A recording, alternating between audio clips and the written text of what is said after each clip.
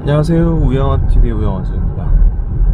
오늘은 8월 3일 화요일 아침 출근길입니다. 벌써 8월이어서 휴가 시즌이어서 부산시는 조금 한산한 것 같고 기사분이 강원도 쪽으로 많이 비싸게 마셔가지고 상대적으로 조금 조용한 것 같습니다. 안심하고 휴가를 좀 지낼 수 있는 시기가 빨리 왔으면 좋겠습니다. 이번 시간은 제가 주 초에 그리고 주중에 방송에서 하고 있는 주사에 대해서 조금 말씀드리겠습니다.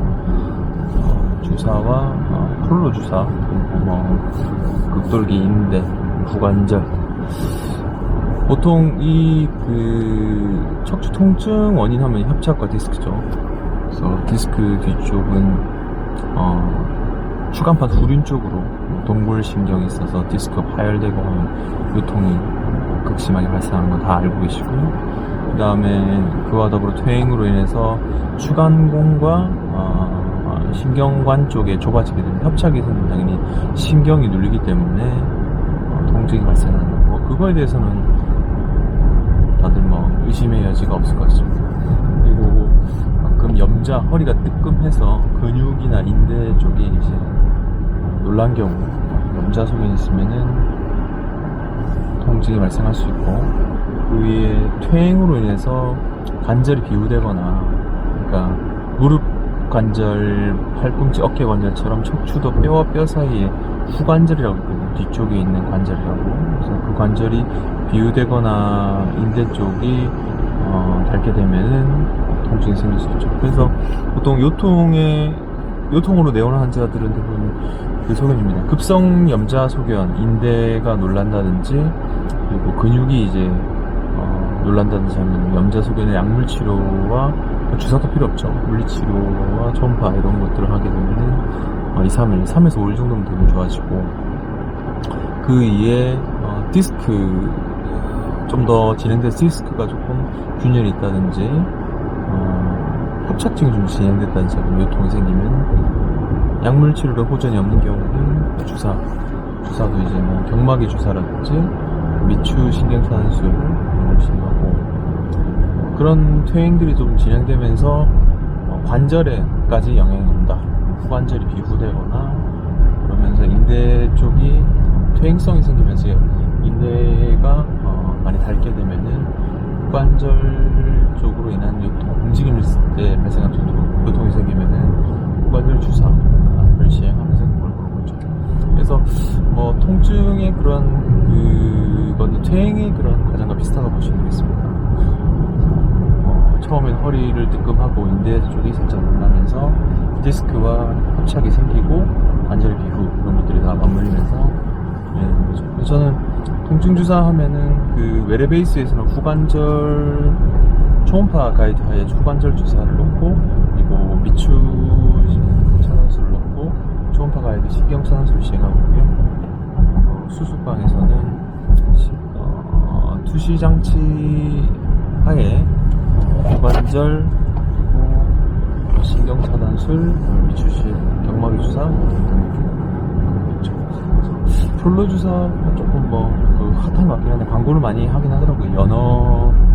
연어 성분을 추출한 폴로 주사도 있고 한데, 폴로 주사가 말 그대로 생체 증식, 프롤리퍼레이션이라고 세포 증식을 통해서 인대가 재생되는 그런 거죠. 그래서 팔꿈치 주사 같은 경우 폴로 주사 맞으면 되게 아파요. 환자분들이 맞으면. 근데 이제 그 이후에 장기간 팔로 볼 때 인대가 튼튼해지니까 그로 인한 이득이 있어서 이제 어깨 관절도 꽤 많이 시행하는데, 리젠실이라는 주사를 통해서 회전근개 파열인 환자들을 인대 재생을 도모하고, 근데 척추는 이게 보통 관절같이 이제 엑스레이에서도 병변이 보일 정도 아니고 척추는 되게 복잡하게 나니까 요통의 원인 포커스가 단지 100% 인대, 단지 100% 후관절 이런 게 아니고 이게 보통 겸해 있는 경우가 많고, 그런 경우가 대부분이고 하나의 그런 요인으로 요통이 발생하지 않죠. 가끔에서는 아까 말씀드린 대로 한 3에서 5일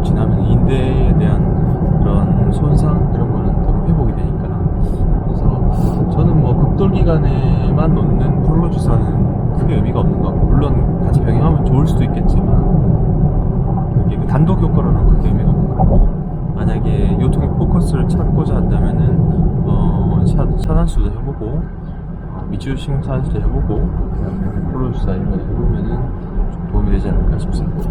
극돌기관 인대 프롤로 주사 제가 페이퍼 찾아보니까 없더라고요. 있는데 효과 없는 걸로 돼 있고, 효과 있다고 보건 레프트는 없고, 극돌기관 인대에 대해서 얘기하자면 조금 수술적인 부분도 많이 이제 여쭤보시는데, 그 인대 재건, 그래서 측만이 심한, 전방전증이 심한 환자에서 인대 재건술을 통해서 하게 되면 유압수를 피할 수 있다라고 얘기를 하시는 분도 있고, 그거에 대해서 이제 아직까지 진행하시는 분도 있긴 한데, 물론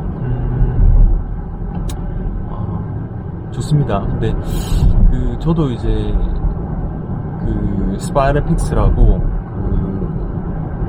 극돌기관에 보형물을 넣어서 수술을 예전엔 좀 했었는데, 장기간 주시 보니까 그렇게 썩 롱텀 팔로우 좋지는 않은 것 같아요. 그래서 문헌상 그리고 단기 추시는 좋아서 이제 발표하기도 하고 많이 시행하기도 하고 했는데, 결국 장기 추시에는 그게 리비전 케이스가 재수술로 가는 경우가 있어서 논문들도 보면은 그게 장기 추시에 대한 내용은 없습니다. 그 단기 좋고, 대부분 재수술 좀 많이 가는 경우, 수술 안 할 수도 있겠지만, 근데 그걸로 인해서 척추가 불안정증 해결이 안 돼서 요통 계속 유지되는 경우도 있고요. 그래서 저는 극돌기관에 뭔가를 한다는 것 자체, 디암도 예전에는 몇 케이스 좀 해봤는데, 이게 오히려 수술을 좀 더 많이 열어야 되는 그런 부분이 있고, 뭔가 유압수를 해야 될 케이스를 피할 수 있는 대체제라는 느낌보다는 오히려 조금 수술 한 번 더 해야 되는 그런 결과를 초래하는 경우도 있더라고요. 100%는 아니겠지만. 그래서 저는 극돌기관에 퇴행이 많이 돼가지고 인대 재건하는 그런 것도 일단은 저는 시행을 안 할 거고, 만약에 그런 경우는 차라리 차층원 겹술이라든지 내시경 겹술이 장기적으로 볼 때는 훨씬 좀 나은 결과를 보이는 것 같습니다. 그래서 이번 주 주사 극돌기 인대, 저도 이제 극돌기 인대를 손상을 최소한을 하기 위해서 내시경 감압술을 할 때 위를 커팅을 잘 안 합니다. 그래서 그만큼 중요한 구조물인데 일부러 잘라서 이렇게 한다거나, 거기에 통증 포커스가 되지 않는데 그 주사를 놓는다는 자체가 천공 위험이라는 문제가 있어서 자제하는 게 좋지 않을까, 제 개인적인 생각입니다. 물론 잘 하시는 분들은 그쪽에 주사를 놔서 호전을 시키는 분도 있긴 한데, 있다고 하는데 광고를 보면 있죠, 기사라든지. 저는 그거에 대해서는 신뢰하지 않는 것 같습니다. 이번 영상은 그 주사 가운데 어떤 요법들이 있으며 저는 어떻게 치료하는지에서 한번 얘기해봤습니다. 모든 치료의 지향점이 이게 내가 뭘 한다, 뭘 잘한다 보다는 환자의 증상에 맞는 포커스를 해결해주는 게 기준인 것 같습니다. 그래서 관절 주사, 뼈 주사, 신경차 안술 이런 것들 다 겸해가면서 환자에 가장 맞는 치료법을 생각하고, 그리고 수술 같은 경우도 인대 재건 이런 거에 포커스를 맞추기보다는 정확한 감압과 그리고 얼만큼 잘 감압된 상태에 유지되고 있는지 그렇게 유지하는 것 자체가 좀 중요해서. 오늘 화요일 출근길, 어제도 그렇게 막히진 않던데 화요일 출근이 아주 단순합니다. 이번에 아마 휴가 시즌이라서 부산에 사람이 좀 없어서 그렇습니다. 오늘 안전한 휴가 보내시고요. 다음 주에도 구매하시고, 평소 어렵게 생각했던 내용 자세히 좀 손쉽게 말씀드리는 시간을 갖도록 하겠습니다. 시청해주셔서 감사하고요. 다음 주에도 뵙도록 하겠습니다. 감사합니다.